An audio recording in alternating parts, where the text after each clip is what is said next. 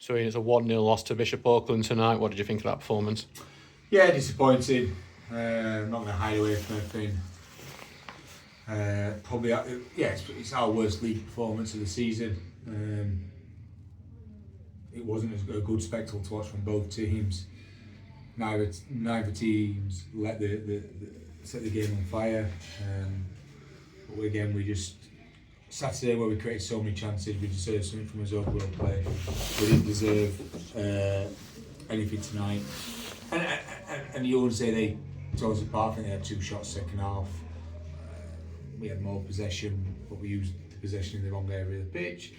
A 0-0 draw would probably have done that game justice, but again, we've come out 2 home games now, 2 losses. Really disappointed because I didn't see Stockbridge Park Steels out there tonight in terms of intensity, work rate, organisation, committing forward, front foot, playing forward. The gaps were too big all over the pitch. The spaces were too wide. One pass was taken out of midfield. Front 3 we played as individuals, not as a front 3. Back 4 uncharacteristically made too many mistakes in possession or out of possession for them. And for us again a weak goal that again we would not. Last time we conceded goals like that was sort of first 8 games of the season when we were still gelling as a group. So yeah, disappointment all round really. Fair play to Bishop Auckland, well done for them. Travelled the distance in cars, fulfilled the fixture and took the 3 points back with them. So often when we've talked about lack of goals, the thing you've said is that you're not worried because we often create chances. Is that the sort of game that gets you more worried? Yeah, look, I tried a number of combinations. I tried different starting 3, tried different system of play last 20-25 minutes, but we haven't really managed to keep her make any top class saves, even from set pieces. We haven't looked a threat, which is a little bit disappointing. It's time to stand up, time to show some character, time to show some strength within the group. I don't think we saw that tonight. I thought we saw too many individuals lacking a little bit of discipline in the play, a little bit of discipline in their preparation.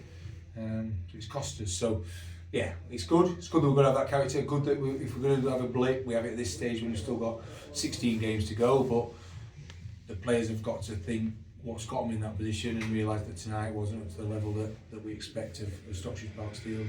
So one of the early blows was Danny Deacon going off after just 3 minutes. Do we know anything about that injury just yet? Yeah, hamstring, a little bit tight in the warm-up, nothing to worry about, but as soon as he went to run, just felt it go. Danny's a loss. Danny's one of those players where you notice how valuable he is to the group when he's not on the pitch, and I think you noticed that tonight. He missed his calmness in possession, missed his composure going forward, missed his intelligence in his play, missed his work rate.